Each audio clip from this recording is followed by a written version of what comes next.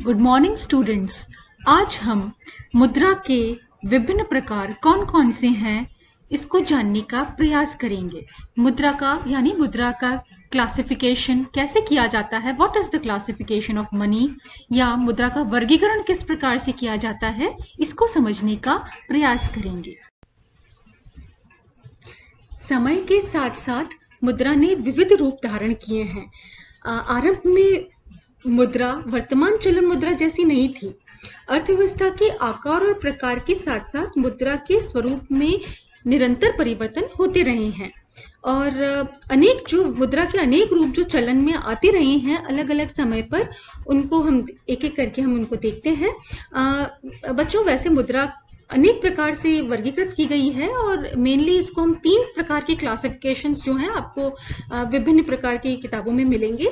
सबसे पहला जो मुद्रा का वर्गीकरण है वो प्रकृति के आधार पर वर्गीकरण है, classification on the basis of nature of money.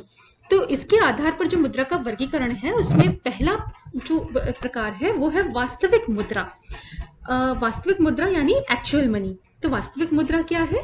वास्तविक मुद्रा वह मुद्रा होती है जो किसी अर्थव्यवस्था में चलन की इकाई होती है। वास्तविक मुद्रा विनिमय के माध्यम और भुगतान के आधार के साथ साथ क्रय शक्ति के संचय का कार्य भी करती है। उदाहरण के लिए अगर हम भारत में देखें तो रुपए तथा पैसे जो है वो वास्तविक मुद्रा है, क्योंकि विभिन्न प्रकार के भुगतान इन्हीं मौद्रिक इकाइयों द्वारा संपन्न किए जाते हैं।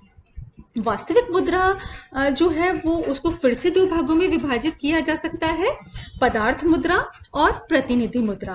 पदार्थ मुद्रा क्या है? पदार्थ मुद्रा वह मुद्रा होती है जो किसी धातु विशेष की बनी होती है। इस प्रकार की मुद्रा का अंकित मूल्य तथा आंतरिक मूल्य एक दूसरे के समान होता है। इसी कारण पदार्थ मुद्रा को पूर्णकाय मुद्रा भी कहते हैं, फुल बॉडीड मनी भी कहते हैं। दूसरा जो है वास्तविक मुद्रा का प्रकार वो है प्रतिनिधि मुद्रा यानी रिप्रेजेंटेटिव मनी। प्रतिनिधि मुद्रा वह मुद्रा होती है जो क्रय शक्ति का प्रतिनिधित्व करती है। यह विनिमय के माध्यम तथा मूल्य मापक का कार्य करती है। प्रतिनिधि मुद्रा का वास्तविक मूल्य और अंकित मूल्य समान नहीं होता है। इसी कारण यह क्रय शक्ति का संचय भी नहीं करती है। प्रतिनिधि मुद्रा में जनता का विश्वास इसके पीछे रखे गए धात्विक कोष तथा सरकार की साख पर निर्भर करता है। अब प्रतिनिधि मुद्रा जो है उसको भी वापस हम 2 भागों में विभाजित कर सकते हैं। एक है परिवर्तनीय प्रतिनिधि मुद्रा यानी कन्वर्टेबल रिप्रेजेंटेटिव मनी। ये वो मुद्रा होती है जो किसी पदार्थ मुद्रा अथवा मूल्यवान धातु में परिवर्तनीय होती है और जनता अपनी आवश्यकता एवं इच्छा अनुसार परिवर्तनीय प्रतिनिधि मुद्रा को मौद्रिक अधिकारी द्वारा पदार्थ मुद्रा में परिवर्तित कर सकता है।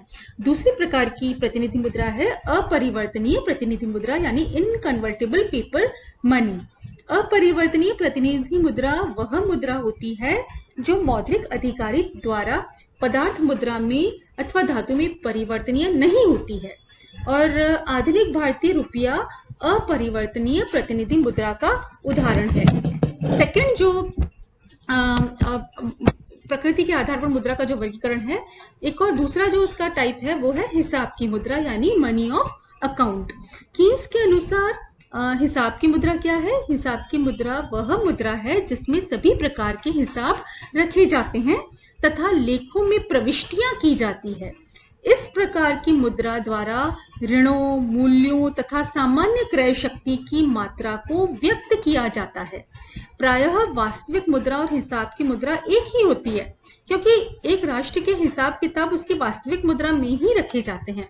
परंतु आर्थिक संकट का अगर समय है, युद्ध का समय है या इमरजेंसी का समय है या विशेष परिस्थितियां हैं, तो वास्तविक मुद्रा एवं हिसाब की मुद्रा अलग अलग हो सकती है। उदाहरण के लिए प्रथम विश्व युद्ध के पश्चात सन 1923 में जर्मनी में वास्तविक मुद्रा मार्क थी तथा हिसाब की मुद्रा अमेरिकन डॉलर अथवा फ्रैंक थी। तो ये तो हुआ बच्चों प्रकृति के आधार पर मुद्रा का वर्गीकरण। सेकंड जो क्लासिफिकेशन है मनी का वो है वैधानिकता के आधार पर यानी on the basis of legality. वैधानिकता के आधार पर मुद्रा को दो भागों में विभाजित किया जा सकता है। पहला विधिग्राह्य और दूसरा ऐच्छिक मुद्रा, यानी legal tender and optional money. सबसे पहले हम लेते हैं विधिग्राह्य मुद्रा, इसको समझने की कोशिश करते हैं। विधिग्राह्य मुद्रा क्या है? राज्य द्वारा घोषित मुद्रा को विधिग्राह्य मुद्रा कहते हैं, which is declared as money by the state. विधिग्राह्य मुद्रा को एक देश की जनता विनिमय के माध्यम तथा भुगतान के आधार के रूप में अपनाने के लिए कानूनन बाध्य होती है और आप मना नहीं कर सकते ऐसी मुद्रा को एक्सेप्ट करने से। और इस प्रकार की मुद्रा को इस प्रकार की मुद्रा को भुगतान के रूप में अस्वीकार करना दंडनीय अपराध होता है। विधिग्राह्य जो मुद्रा है उसको भी हम दो भागों में बांट सकते हैं। सबसे पहला है सीमित विधिग्राह्य मुद्रा, यानी लिमिटेड लीगल टेंडर। ये देखिए वह मुद्रा है जिससे जन सामान्य एक निश्चित सीमा तक भुगतान स्वीकार करने के लिए कानूनन बाध्य होता है। और सीमित विधिग्राह्य मुद्रा इसको हम कहते हैं, और इस सीमा के पश्चात भुगतान स्वीकार करना व्यक्ति विशेष की इच्छा पर निर्भर करता है। भारतीय मौद्रिक व्यवस्था के अंतर्गत देखिए जो 25 और 50 पैसे लगभग के जो हैं, हम 25 रुपए तक हम इनको इस 25 और 50 पैसे में एक्सेप्ट जो है वो कर सकते हैं। उसके बाद आप किसी को बाध्य नहीं कर सकते इन सिक्कों को एक्सेप्ट करने के लिए। और दूसरा है इसी में असीमित विधिग्राह्य मुद्रा, अनलिमिटेड लीगल टेंडर।